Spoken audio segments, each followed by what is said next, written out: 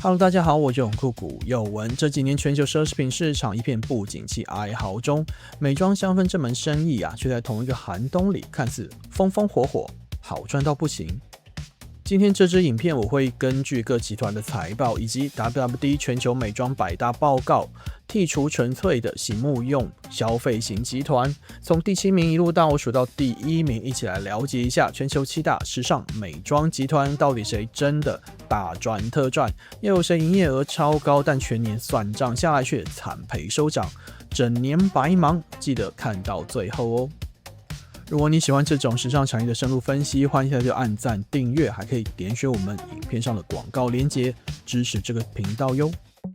在進入排行榜之前，我們得先搞懂為何美妝香氛會是門好生意。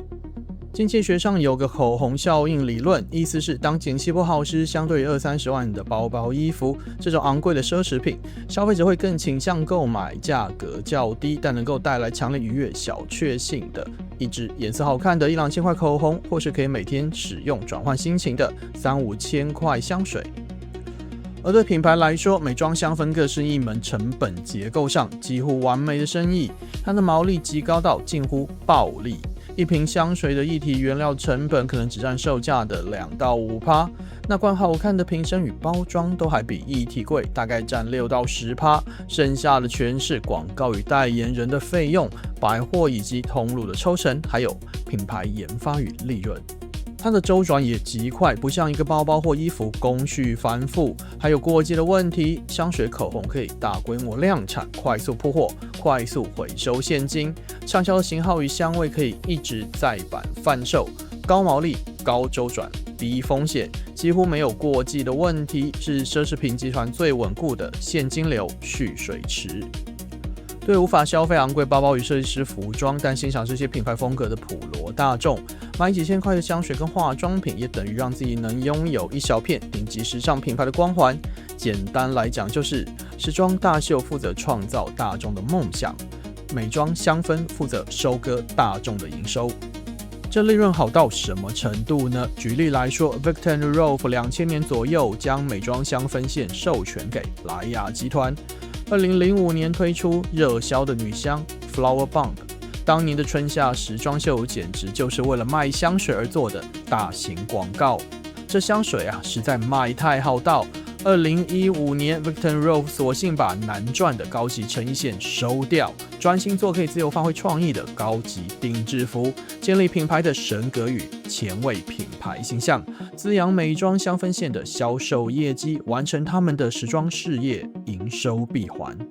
但這門好生意裡還藏着另一個關鍵，就是自己擁有美妝品牌的 IP， 還是只做品牌代工授權呢？有些集團像是香奈兒、LVMH 與普伊格，他們的美妝品牌 IP 權利是100%握在自己手上，從研發、生產、通路、行銷，統統自己掌控，賺到暴利也統統進自己的口袋。但有些集團像是科蒂，他們沒有自己的頂級時尚品牌，但與時裝品牌簽授權合約，幫古馳、Burberry 這些品牌代操美妝以及香水賺授權銷售代工財。這種模式平常也能賺錢，但當品牌 IP 掌握在別人手上，只要時裝屋哪天翻臉不續約，像 Dolce & Gabbana 的美妝香氛原本授權資生堂，但是今年回收自營後，資生堂的搖錢樹一夕之間就瓦解消失了。有了這些美妝香氛的認知後，讓我們接下來看這個香氣十足的美妝產業中，又有誰是營收大哥大，誰又是做到難以置信的大虧呢？讓我們一起看下去吧。這個業績榜拿到第7名的是來自西班牙巴塞隆納的黑馬普伊格，它的美妝營收大約是52.7億美元。單看這個數字，你可能覺得不算特別亮眼，但如果回放到2025年的產業背景，你就會知道它有多猛。因為在全球前20大美妝巨頭裡頭，有高達11家的營收都下滑了，而普伊格卻是逆勢成長了 5.5%， 是極少數能夠突破 5% 增長的例外。普伊格旗下其實藏着一整排你熟悉的時裝品牌，從前衛的 Jean Paul Gaultier、太空科技感的 Paco Rabanne， 近年他還大舉擴張，把安特衛普6君子之一的 Dries Van Noten 也收進麾下。這些時裝品牌負責在時裝周金字塔頂端造夢，建立與維持品牌形象，滋養美妝香氛的買氣。但近年普伊格的印鈔機是他前幾年發動的精準收購，他買下了被稱為現代網紅彩妝天花板的 Charlotte Tilbury。這個收購聰明在哪呢？Tilbury 本身就帶着巨大的社群流量紅利，普伊格不需要從零打造一個彩妝品牌，而是直接買下一個已經跟 Z 世代深度連結的爆款，然後用自己的通路把它放大營收。普伊格用敏捷的資本手段，精準買下一個有社群流量的現代彩妝，就能回頭用美妝的暴利源源不絕地養活自己的高端時裝線。它的成長靠的不是運氣，而是精準的眼光以及果斷的資本操作。第6名的是 Coty 科蒂，2025財年的營收大約是 58.9 億美元，前一年才小賺7600萬，今年竟然淨虧損了 3.81 億美元，而且未來還有可被預見的未爆彈，是這份榜單裡頭最悲涼的一個。Coty 是傳統時尚美妝授權模式的代名詞，它沒有自己的頂級時裝品牌，長期靠着幫古馳、Burberry、Chloé 這些頂級時裝屋代操美妝與香水，這是它賴以為生的利潤蓄水池。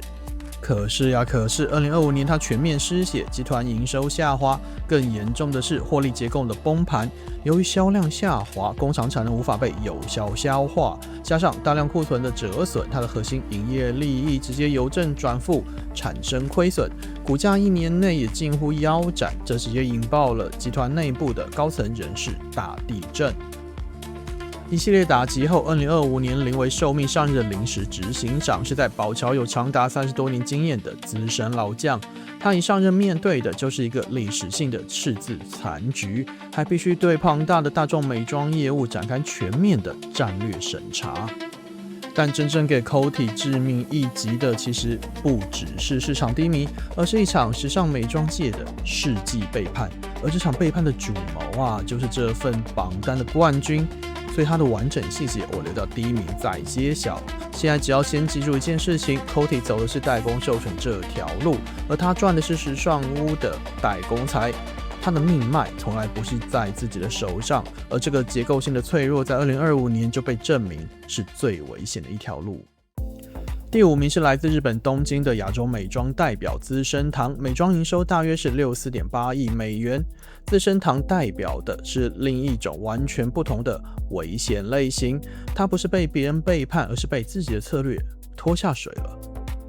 2025年，資生堂爆出了高達520億日元的集团整體淨虧損，雖然最後實際虧損數字被控制在406億日元，除了是第2年陷入赤字，也是集团2000年爆出450億日元虧損以來第2慘的虧損記錄。這場赤字背後的核心風暴有2點，其中之一是跨海收購大翻車。資生堂為了擺脫對亞洲市場的過度依賴，2019年砸下900億日元買下美國網紅保養品牌最相，想借此打進歐美市場。但結果，最相2025年在美國市場面臨激烈的競爭，銷量暴跌，市占流失，逼得資生堂必須在最新的財報中為這筆收購提列高達468億日元的巨額商譽減損，承認當年這牌子買太貴了。除了歐美線的失利，亞洲線也因為撐起營收半邊天的中國市場消費降級、中日關係緊張以及產品形象老化等多方面的因素，面臨亞洲、歐美全線的營業危機。這場東西方全線爆發的危機，逼得資生堂全面啟動結構性的改革，甚至在全球總部發起了自願退休計劃。資生堂的近況告訴我們，美妝雖然是高毛利的好生意，但如果跨國收購的策略失誤，品牌形象也長期沒有更新，加上過分依賴單一市場，就算是百年美妝帝國也會被拖進赤字深淵。它跟第7名的普伊格剛好是收購結果對照組，普伊格買對了大賺，資生堂卻買錯最相慘賠。收購這把雙面刃考驗的不是膽量，而是經營實力與布局的眼光。第4名是頂級時裝屋香奈兒，它的美妝營收大約是91.8億美元。香奈兒最特別的地方在於，它是全球極少數還未上市、完全私人持有、財務完全獨立，而且把美妝業務100%回收自營的頂級時裝屋，是整個美妝香氛產業裡頭極度罕見的存在。在2025年，香奈兒逆勢成長了 3.1%， 而且它的成長不是靠瘋狂打折換來的，是靠2款香水的全球上市。一款是針對女性市場的 Chance 系列新成員，一款是針對男性高端市場的 Blue 頂級限量香水。這2款新品在中國、南韓及美國這3大核心市場引發了現象級的搶購。這裡有個驚人的對照，香奈兒是單一品牌，但是它光靠美妝香氛的營收規模就幾乎逼近 LVMH 集團旗下10幾個美妝品牌的總和。也就是說，香奈兒是一個人單挑其他家的整支品牌隊伍，而且打得不分上下，可說是超級強呀。香奈兒證明了，當你的品牌力夠強悍，就不需要靠數量取勝，單一品牌的光環就足以變現成驚人的營收數字。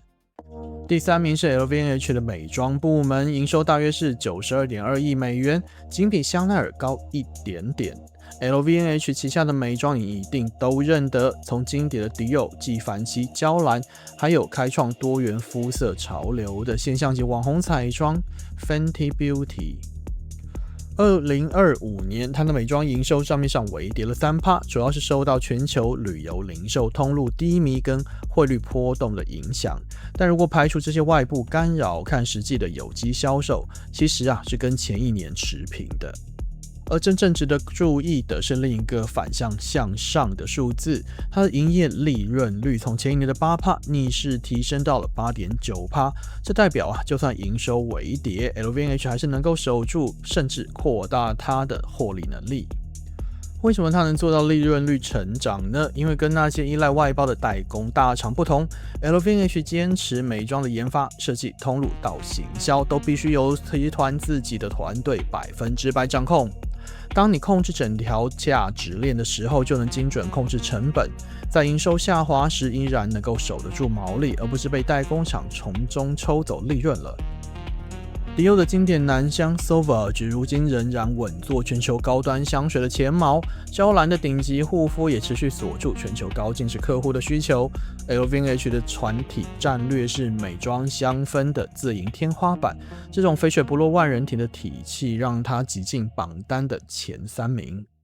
第2名是美國集團的雅詩蘭黛，美妝營收大約是143億美元，是這份榜單裡頭唯二突破100億美元大關的巨頭之一。它雖然規模大，故事卻是一個專櫃帝國的末日黃昏。雅詩蘭黛2025財年淨銷售下滑了 8%， 而且還淨利從去年的 3.9 億美元大幅下探到淨虧損 11.3 億美元，這已經是連續第3年的衰退，慘烈到不行。雅詩蘭黛旗下其實坐擁一堆與頂級時裝屋深度綁定的品牌，高端彩妝天花板 Tom Ford Beauty， 還有許多人喜愛的 Jo Malone London。他甚至在前幾年直接把 Tom Ford 的服裝時裝業務也一併打包買下。照理說，手握那麼多頂級光環，不應該淪落到這個田地呀。他的問題到底出在哪呢？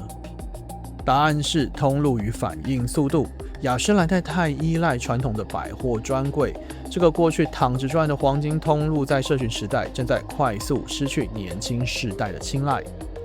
它對線上電商跟 TikTok 流量紅利的反應太慢，又過度押注亞洲市場。當中國消費收緊，免稅旅遊、零售翻車，這個100年專櫃帝國就瞬間失去了所有動能。2025年，不論彩妝、香氛、護膚品，全品項全面業績下跌，甚至造成了10幾億美元的品牌商譽資產減值，可說是慘上加慘呀。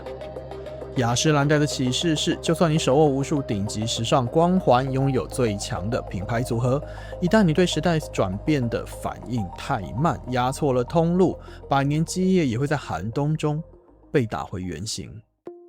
終於，這份榜單的第1名是全球美妝香氛產業無可撼動的絕對龍頭——法國集團萊雅 L'Oréal。它的美妝營收高達440.52億歐元，逼近500億美金，是第二名雅詩蘭黛的3倍以上，全年淨賺了61.34億歐元。光是萊雅一家就吃下了全球100大美妝總營收的將近1/5，是整個產業裡家底最厚的大哥大。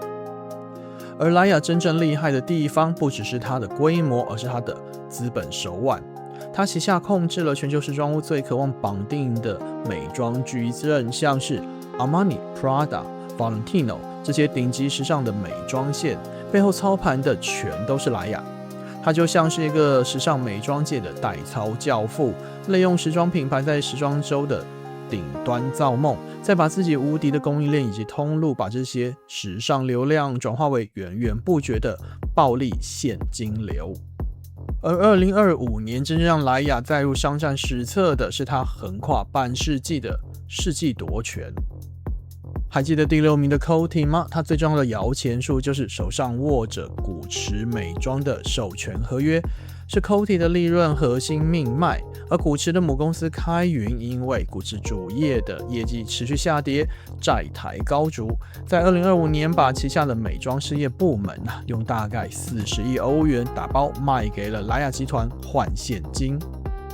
開雲在賣的同時，直接給了萊雅一張長達50年的獨家授權，讓萊雅在2028年 Coty 與古馳的合約一到期，就能名正言順全面接管古馳所有的美妝以及香水帝國。萊雅跟開雲等於聯手設下一個橫跨半世紀的圈套。萊雅表面是收購開雲的美妝部門，實際上是用這筆錢換取了古馳美妝未來50年的經營權。而對 Coty 來說，這等於是把它最重要的搖錢樹古馳，已經在2025年底被品牌跟競爭對手硬生生奪走了。失去古馳這塊大蛋糕，它未來的營收將面臨極為嚴重的考驗。這就是為什麼我說 Coty 的悲劇原因，就是缺乏強大的自有品牌，使得它的營收命脈掌握在品牌 IP 方是否繼續授權上面，從來就不在自己手上。萊雅可說是整個美妝生態鏈裡最強大的掠食者，他用恐怖的資本手段，直接把對手的搖錢樹連根拔起，徹底封鎖了對手的未來競爭空間。萊雅是這個充滿夢幻脂粉香氣逼人的產業中，不止現在最強，也預期會繼續強悍下去的美妝香氛領域壓倒性霸主，沒有之一。所以大家可以清楚地發現，雖然美妝香氛的利潤高，毛利好，似乎很好賺，但成敗除了品牌形象與產品力，能否持續一直賺的關鍵還在於品牌 IP 是否拿捏在自己手裡。這就是為什麼排名第7的普伊格積極收購宣布Gaultier與 Dries Van Noten 這些風格穩定的時裝品牌，因為這些 IP 的香氛美妝線一旦養肥了，也不會因為授權到期轉手讓人，蛋糕瞬間被人偷吃了一大塊。至於資生堂與雅詩蘭黛，他們的教訓則是另一個層次。擁有品牌力還不夠，不但要買對品牌，還要跟得上時代，更新品牌形象，才能一直賺美妝香氛這塊香甜又夢幻的時尚大蛋糕。你平常會買香氛美妝產品嗎？我們影片廣告欄也有不少各個品牌的香氛美妝品，大家除了參考之外，也歡迎告訴我你最愛哪家的美妝香氛，讓自己每天都有好心情呢？除了留言跟我討論，還可以按讚、熱推、加訂閱，以及按下我頭像旁的加入按鈕，成為我們頻道的專屬會員。這是我持續跟你討論這個迷人又多變的時尚界。我是永恆古又文，我們下個影片見 ，See you next time，拜拜。